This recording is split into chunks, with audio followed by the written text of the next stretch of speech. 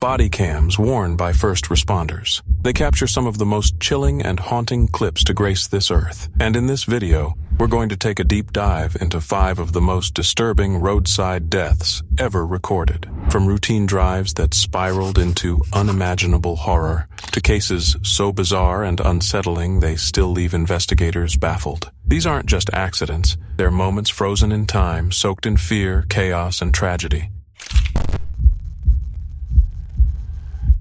China is doing a little soul-searching after this heartbreaking video began making the rounds.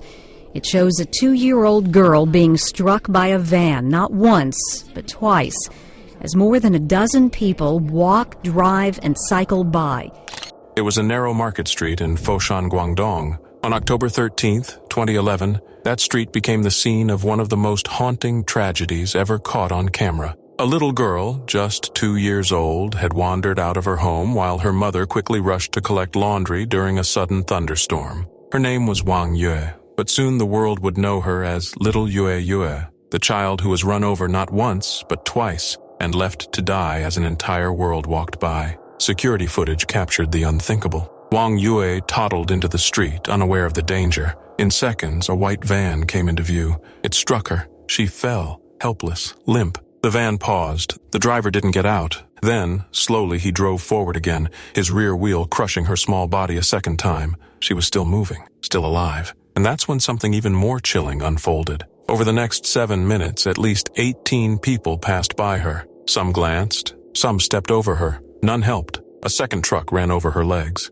Still, no one intervened. The world kept moving, as if she wasn't even there, until Chen Xianmei, an elderly rubbish collector, finally stopped. She didn't have much, but she had enough humanity to kneel down, cradle the child in her arms, and scream for help. It was too late. Wang Yu was rushed to the hospital, but her injuries were too severe. She died 8 days later. The entire country, and soon the world, watched the footage in horror. How could so many people do nothing? Outrage exploded across China. Millions flooded social media with heartbreak and fury. Many asked the same painful question: what has happened to us? Still, none made Wang Yu's death less horrifying. The van driver, Hu Jun, was arrested. He pled guilty to traffic crimes, not murder. In 2012, he was convicted of involuntary homicide and sentenced to 3.5 years, reduced for turning himself in and paying some of the medical bills. But no sentence could erase what had happened. The aftermath sparked real change. In 2013, China's first regional Good Samaritan law was passed in Shenzhen, protecting people who offered help. By 2017, a national version came into force. The law promised that fear would no longer stop someone from saving a life, but the scar ran deep, and it didn't end with Wang Yu. In 2012, a 5-year-old boy named Yan Zhe was struck by a minibus in Zhejiang. His mother begged for help. Drivers and passers-by refused. He died en route to the hospital. Again, indifference claimed another life. Again, China mourned. Yet there were flickers of light. In Hangzhou, a woman attempted to drown herself in a lake. Dozens watched. No one moved, except a Uruguayan tourist, Maria Fernanda Gomez Aragui, who dove in and saved her. Officials praised her for displaying traditional Chinese virtues. The irony was harsh. A foreigner had done what many locals did not. A British journalist visiting Foshan found a fractured community. Migrant families lived side by side, barely speaking. "It's quite sad," one resident said. "We don't really talk to each other." This wasn't just a tragedy about a little girl. It was a spotlight on broken social trust, a moment that exposed the illusion of community and revealed a chilling truth, that even the smallest lives can fall through the cracks, while the world watches and walks away. Wang Yu's story still echoes, not just in China, but everywhere. It asks a simple question: if you saw someone in pain, someone in need, would you stop? Because silence is a choice. Indifference is a choice. And sometimes doing nothing is the deadliest act of all. Well, I can see the green Glasgow City Council bin lorry, which is right outside Queen Street Station at the corner of George Square. It was just 3 days before Christmas in Glasgow. The streets were alive, the city glowing with festive spirit. But at 2:30 p.m., joy turned into devastation. A council-owned 26-ton bin lorry rolled down Queen Street, routine, unremarkable, until it suddenly swerved off the road and onto the pavement. In seconds, chaos erupted. People screamed, some froze, others ran, but for 6 pedestrians there was no escape. 18-year-old Erin McQuaid and her grandparents, Jack and Lorraine Sweeney, were killed instantly. They had been out Christmas shopping. 2 local women, Stephanie Tate and Jacqueline Morton, and visiting mother Jillian Ewing also lost their lives. 15 more were injured. It took just 19 seconds, and then silence. The lorry finally came to a halt near Queen Street Station, but the real horror was only beginning. Behind the wheel was 58-year-old Harry Clark. He claimed he had blacked out, that he remembered nothing. But investigators quickly discovered a disturbing truth. Clark had blacked out before, years earlier while working as a bus driver. He collapsed at the wheel then too, yet failed to report it when applying for his heavy goods vehicle license. Not to the DVLA, not to the council, not to anyone. Despite decades of dizziness and fainting spells, dating back to the 1970s, he was still entrusted to drive heavy vehicles through crowded streets. The system had failed. Clark's prior blackout had been misreported to his GP as something that happened in a break room. His occupational health doctor signed him off to return to work. No alarms were raised, and Clark said nothing. The Crown Office later decided not to press charges. Prosecutors said he lacked the criminal state of mind needed to be held accountable. He was unconscious when the crash occurred, and therefore not legally responsible. Neither Clark nor the council faced criminal trial. The public was outraged. Families demanded justice. A public inquiry began in July 2015. Evidence showed no mechanical faults in the lorry. The 2 crew members in the back were unable to intervene. No emergency brakes, no backup system. The inquiry exposed deeper flaws.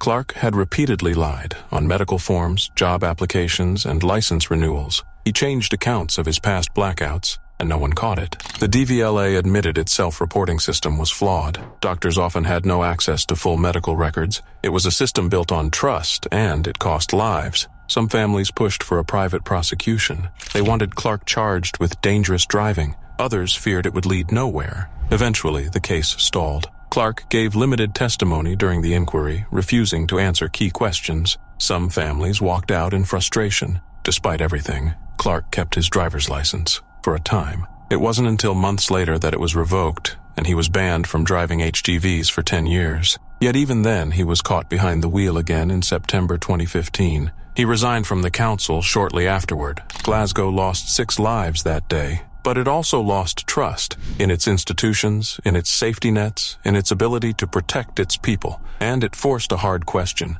How many warnings need to be ignored before action is taken?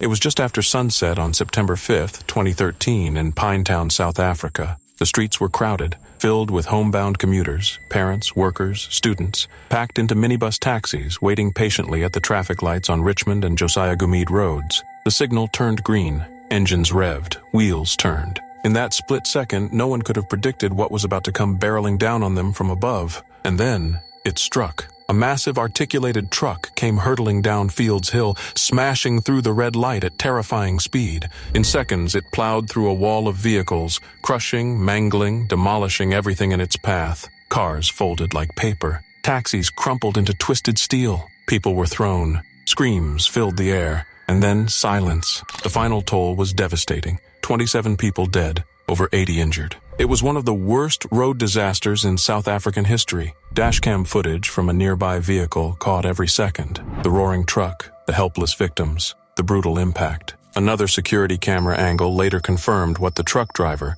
23-year-old Sanele Goodness May, claimed through tears. The brakes had failed. He said he tried to stop, but the truck wouldn't respond. As he descended the steep slope of Fields Hill, there was nothing he could do. By the time he reached the intersection, he was a passenger in his own vehicle, along with the hundreds whose lives would be forever changed. The public was in shock. Images of the mangled vehicles and shattered bodies flooded news stations across the country. Social media lit up with horror and heartbreak. Pinetown wasn't just grieving, it was outraged. South Africa's acting president at the time, Jacob Zuma, issued a statement, calling the deaths painful and devastating, especially as many of the victims were family breadwinners. He urged drivers to take caution, but for many, his words rang hollow, because this wasn't just a tragic accident. It was a tragedy waiting to happen. The truck's license had reportedly expired. Its safety status? Questionable. And Fields Hill, the deadly stretch where the crash occurred, was already infamous. Drivers and locals had long warned about it. Worn brakes, failing vehicles, reckless trucking companies. Everyone knew the danger, but nothing had been done. City Councilor Rick Crouch didn't hold back. He accused the provincial government of tombstone legislation, waiting for deaths before taking action. He demanded stricter rules, better inspections, harsher penalties, but for 27 families, it was already too late. The young driver, Sanelli May, was arrested and charged with homicide and reckless driving. In court, he didn't fight it. He didn't make excuses. He pleaded guilty to every charge. In a quiet courtroom with families watching, he was sentenced to 8 years in prison. But for many, it wasn't justice. It was just a Band-Aid on a wound that went much deeper. The horror of that night didn't fade. The video footage, still available online, remains one of the most chilling visual records of vehicular destruction ever caught on camera. It's not just the crash that haunts viewers, it's the normalcy before it, the green light, the cautious advance, the everyday hum of traffic, before everything is obliterated in an instant. What happened in Pinetown wasn't just mechanical failure, it was systemic failure. A failure of enforcement, of oversight, of accountability, and the cost was paid in blood. It was just after 5 p.m. on April 22, 2020. The Eastern Freeway in Melbourne buzzed with rush hour traffic. Families heading home, workers ending their day, officers doing their rounds. 4 members of Victoria Police had pulled over a Porsche 911 speeding at nearly 150 kilometers per h. It was supposed to be routine. A traffic stop, a drug test, a vehicle impound, nothing more. And then everything went silent. Without warning, a 19-ton refrigerated truck tore through the emergency lane at over 100 km/h, slamming into the police cars, the Porsche, and the officers standing beside them. There was no screech of brakes, no evasive swerve, just metal, glass, bodies, and devastation. Constable Lynette Taylor, Senior Constable Kevin King, Constable Glenn Humphreys, Constable Josh Presney, all gone in an instant. It was the deadliest single incident in Victoria Police's history. 4 lives extinguished, 4 families shattered, and a state left reeling. But even that wasn't the worst of it. Because while those officers lay broken and dying on the asphalt,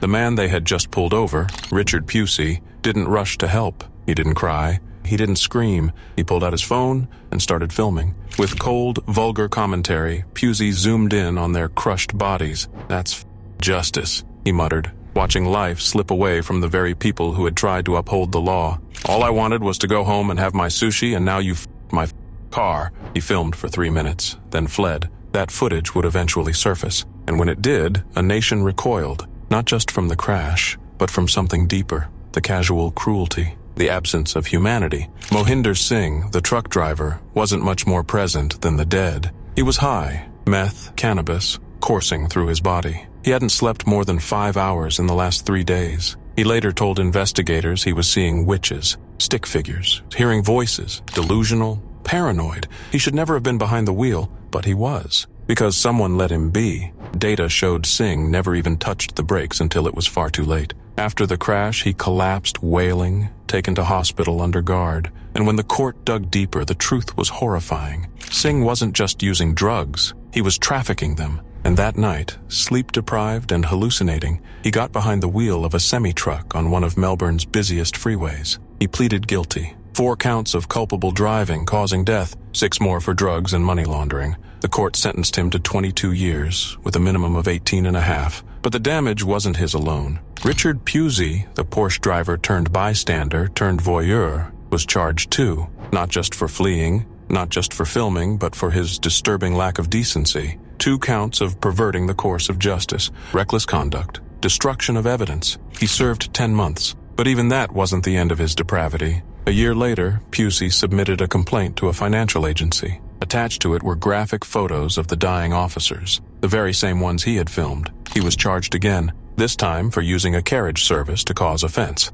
Another 10 months behind bars, but even this wasn't just about 2 men, because behind Singh and Pusey stood a system and a trucking company now under fire. Connect Logistics, Singh's employer, had put him on the road that day, despite the fatigue, despite the drugs, despite everything. After an 18-month investigation, the company and its owners were charged with violating heavy vehicle safety laws. The maximum penalties, millions in fines, and Singh's direct supervisor, Simeona Tuteru, faced more than 70 charges. Authorities believed he knowingly sent a dangerously unfit man out to drive. Initially, Tuteru was even charged with 4 counts of manslaughter. But as the case unfolded, the prosecution's efforts crumbled. The court called the case oppressive, a misuse of process. All charges against Tuteru were dropped. No trial, no conviction, no accountability. And so the questions remain. How does a man high on meth, seeing witches, get the keys to a 19-ton truck? How does a system built on safety allow this to happen?